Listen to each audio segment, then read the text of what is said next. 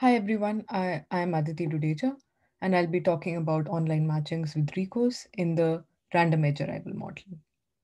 So let me first start by describing what the online model is. So in this model, we usually have a bipartite graph G and let U and V be the two vertex bipartitions of this graph. Then the set U is typically known to the algorithm and the vertices in V arrive one at a time. And upon arrival, they reveal all the edges that are incident on them.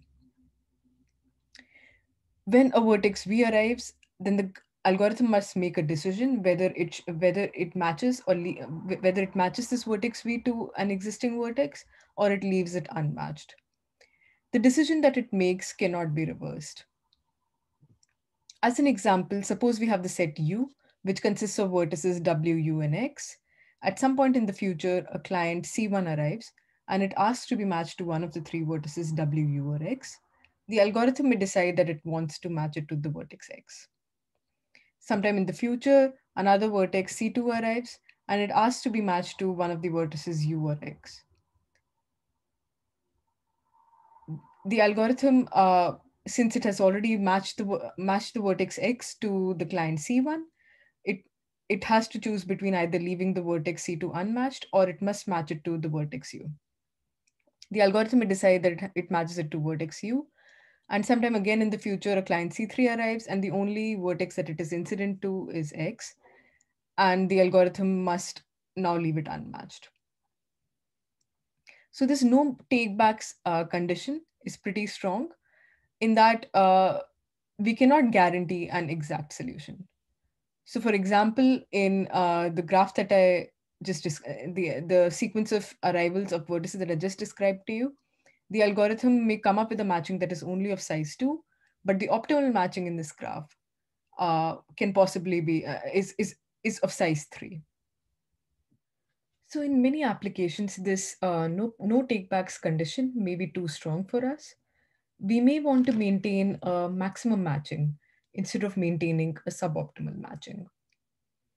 In such a situation, the ability to revoke decisions may prove to be helpful to us, and we may and this may help us may help us increase the size of the matching that we are maintaining. In fact, whenever a larger matching is possible, then there is a way to change your decisions so that you get a larger matching. These changes are made along an augmenting path. So as an example, in the graph that I just showed you, we had a suboptimal matching, which consisted of these edges XC1 and UC2. There is an augmenting path marked in red, along which we may make changes and get the optimal matching. So this mo- this observation motivates motivates the online model with Recourse. I'll briefly describe what this model is. In this model, the clients they arrive one at a time, and at and upon arrival they declare all their edges and they ask to be matched to a server.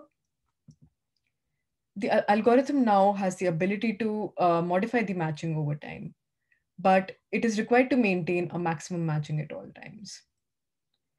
However, since making changes is expensive, uh, our goal would always be to minimize the total number of changes that are made to the matching, and these changes are called recourse.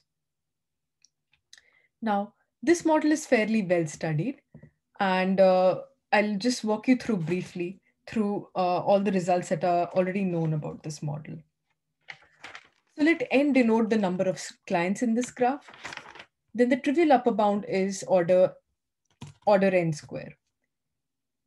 After the arrival of any client, we may make at most n changes to get a larger matching. That's where this bound comes from.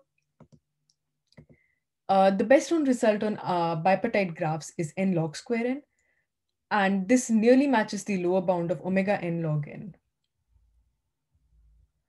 Finally, the best known upper bound on trees is order n log n, and this exactly matches the lower bound of omega n log n on trees. In this paper, we study a generalization of this model called the edge arrival model. In this model, we allow the graph to be non-bipartite, and the edges of the graph are revealed one at a time. This is in contrast to the vertex arrival model, where a client is revealed at each time step, and the client is forced to reveal all the edges that are incident upon it. Turns out in this model, we have strong lower bounds even for simple graphs. Essentially, we can come up with adversarial orderings of the edges so that even for simple graphs, we're forced to make a lot of changes to maintain the maximum matching. Consider as an example the path graph. Here is an adversarial ordering for the path graph. So suppose at time step 1, the edge E1, which is the middlemost edge of a path of length n, this arrives first. At this point, an algorithm maintains a matching of size 1, which is the optimum matching in the graph. Then the edge E2 arrives. At this point, there's no change in the matching, in the size of the maximum matching of the graph. So the algorithm does nothing. When the edge E3 arrives, the size of the maximum matching is increased, and the algorithm is forced to augment along a path of length 3. Then the edge E4 arrives, and there is no change in the maximum matching of the graph. When edge E5 arrives, the algorithm is forced to augment along an augmenting path of length 5. As a result, the total number of, if this ordering is followed, then the algorithm is forced to make is forced to make theta n square changes to maintain the maximum matching uh, over the course of the arrival of the edges. Since there are pretty strong lower bounds in when we allow adversarial orderings, we consider relaxation of this model, where we allow the adversary to choose the graph, but the edges of the graph arrive in a random order.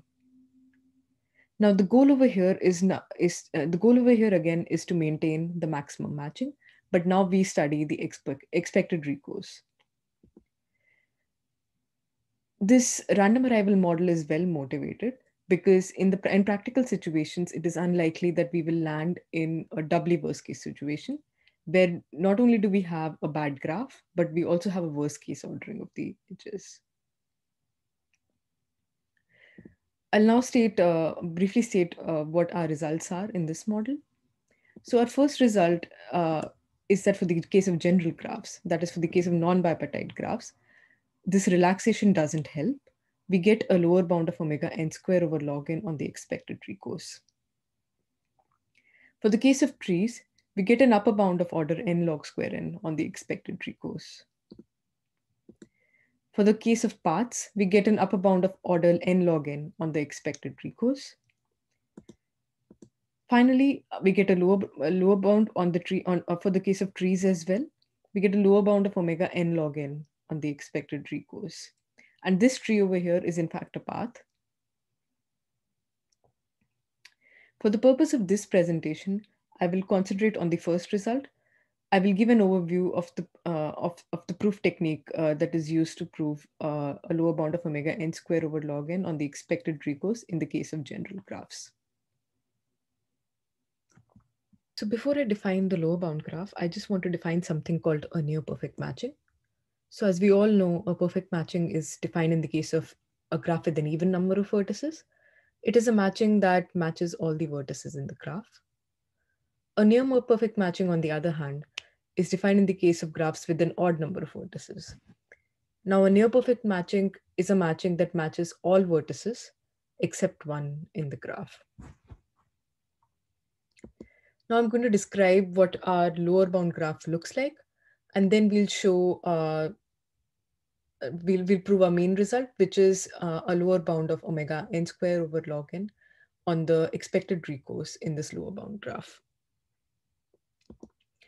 Okay, so let n be the total number of vertices in this graph. Now, a lower bound graph, these n vertices are split amongst t copies, t equal to n over 500 log n copies of the complete graph on s vertices, where s is equal to 400n. Now, each of these complete graphs on S vertices is arranged in a ring. And between between two consecutive KSs, if we look at a pair of vertices, then there is an edge between every such pair. Finally, in each KS, we have a special set of vertices, uh, a special set of 100 log n vertices called denoted UIs for the ith KSI, for the ith KS. And each of these UIs are connected via matching to to a set of another 100 log n vertices denoted by DIs. We call these edges, we call these matchings which connect UI and DI, we call these dangling edges. So if we imagine the green part, the collection of KSIs to be the main part of the graph, and let the pink DIs be the dangling part of the graph, then the only way in which the dangling part of the graph is connected to the main part of the graph is via these matchings. Okay, so now I'll now describe a series of statements that will imply our lower bound. So first, we define, we denote G to be the lower bound graph that I just described. Uh, let GP be the graph obtained by sampling the edges of G independently with probability P and by ignoring the degree zero vertices of DI. So let me just elaborate on this. So when we sample every vertex of G independently with probability P, then it's possible that some of the vertices in DIs, their degree is zero, because the only edge that is incident, the only dangling edge that is incident on these vertices is not included, is not sampled. Uh, then we can just ignore these vertices, and the graph that we now get is called GP. So the main theorem that we want to prove is theorem 1. And theorem 1 states the following, that if P is in this range, P is chosen to be between 1 by 2 and 3 by 4, then GP contains a perfect matching or a near perfect matching with high probability. So a related distribution to GP is this distribution GPM, uh, which we define as follows. So let M denote the total number of edges in the graph. Then GPM is the graph that is obtained by sampling any PM edges of G uniformly at random and ignoring the degree zero vertices of DIs. So again, um, if we sample any subset of size PM edges of G, then it's possible that there are vertices, or there are vertices in DI whose dangling edges are not sampled at all, and these dangling edges, these dangling vertices will have degree zero, and we just choose to ignore these vertices. So the graph that we obtain uh, by doing this procedure is called GPM. Now, it is an easy exercise to show that theorem 1 actually implies theorem 2. So what does theorem 2 state? Theorem 2 states that for if P is chosen to be between 1 by 2 and 3 by 4, then GPM contains a perfect matching or a near perfect matching with high probability. And like I said earlier, it is an easy exercise to show that theorem 1 implies theorem 2. And theorem 2 will actually imply our lower bound, as I'll explain in a minute. So now, if assuming that is true, assuming that theorem 2 actually implies a lower bound, we'll just be left with the task of proving theorem 1. So I'll now explain why theorem 2 actually implies a lower bound. Now, first, we are left with the task of proving that theorem 2 actually implies the required lower bound. That is, a lower bound of omega n square over log n on the expected recourse in this graph. So I'll briefly give an intuition as to why this lower bound is actually true, given that theorem 2 is true. So assume that theorem 2 is in fact true, and let T1 be a point in time between times when half the edges in the graph have arrived and three-quarters of the edges in the graph have arrived. And let it also be a time when a dangling edge, ET1, is arriving in the graph. So if you're assuming the statement of theorem 2, then we know that at any point before time t1, there is a perfect matching in this graph without loss of generality. And when et1 arrives, actually now there are an odd number of vertices in this graph. So now there must be a near perfect matching in this graph, gt1. Let time t2 be the next time after t1 when a dangling edge arrives. So as per the statement of theorem 2, we know that between time t1 and t2, there is a perfect match. There is a near perfect matching in this graph. This is because between time t1 and t2, only the edges in the main graph are arriving, and they don't cause any change in the size of the matching in the graph. The size of the matching of the graph is only changed when a dangling edge arrives, and this happens at times t1 and t2. So at time t1, there is a near perfect matching in the graph. And at time t2, by the assumption of theorem 2, we know that there is a perfect matching in the graph. However, the matching that we're currently maintaining is not the perfect matching because the dangling vertices, the dangling ends of the edges ET1 and ET2 are unmatched. But by theorem 2, we know that there is a perfect matching in this graph. So there must be an augmenting path that joins the dangling ends of the edges ET1 and the dangling edges ends of edges ET1 and ET2. In expectation, the distance between these vertices must be something like theta n over log n. So notice that if you consider times between the two times the times between when half the edges have arrived and three-quarters of the edges have arrived, then between these two times, at least something like omega n dangling edges will arrive. If we pair up these edges, then we know that there must be an augmenting path of expected length at least omega n over log n between two consecutive dangling edges that have arrived. This implies that at least something like omega n times, the algorithm is forced to take an expected recourse of at least omega n over log n. So the expected recourse is in fact omega n square over log n. And in this manner, theorem 2 actually implies the lower bound that we need. Since we reduced the problem of proving theorem 2 to the problem of proving theorem 1, we are now only left with proving the statement of theorem 1. So to prove theorem 1, we will actually be proving two claims that will immediately imply theorem 1. So before stating these claims, let me just remind the viewers of the definition, some of the facts about the definition of GP.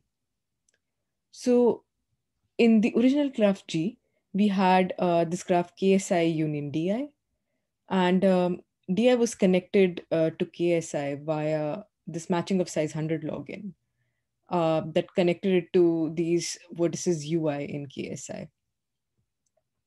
Now the graph GP was obtained by sampling each edge of G with probability P independently. And as a result, some of these dangling edges would not have been sampled.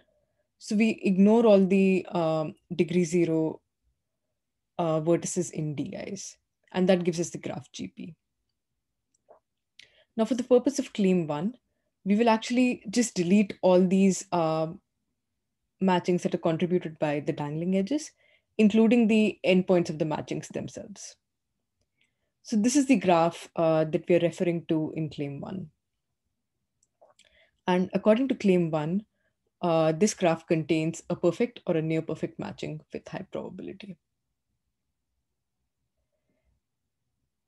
So just to give some intuition about why we are proving claim one, assume that claim one actually stated that um, that this subgraph of KSI contains a perfect matching with high probability.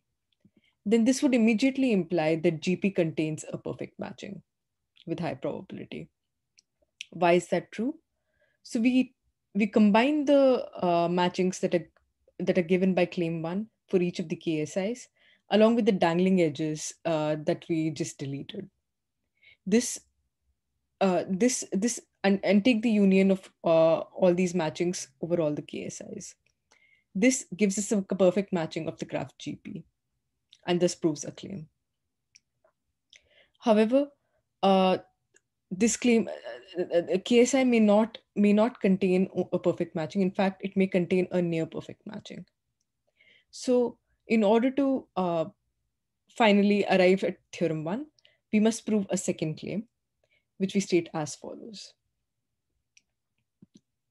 So suppose we fix a maximum matching MI in each of the KSIs. Then we know by claim one that for each of the KSIs, this MI is at least a near perfect matching. So we consider any two consecutive deficient cases, that is, cases that do not contain a perfect matching, but a near perfect matching. Then claim 2 states that with high probability, there is an augmenting path that joins the unmatched vertex, the unmatched vertices into consecutive cases. Note that claim 1 and claim 2 imply theorem 1. Basically, we show that for each of the cases, there is a perfect matching or a near perfect matching. We pair up the consecutive deficient cases and show that there is an augmenting path between the unmatched vertices of the cases with high probability. It follows that in the worst case, what may happen is that the number of deficient cases are odd, and therefore there is at most one vertex in GP that is left unmatched. So in fact, there is a perfect matching or a near perfect matching in GP. And this is exactly what theorem 1 states.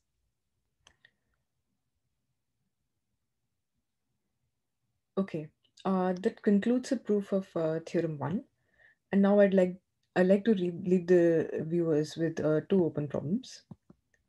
So the first open problem is the following. We showed a lower bound of omega n square over log n uh, on the expected recourse for the case of general graphs. Can this lower bound be shown for the case of bipartite graphs as well? The second open problem is the following. For the case of trees, we get a lower bound of omega n log n on the expected value of the recourse. On the other hand, the upper bound for trees is n log square n. Can we close the gap between these upper and lower bounds?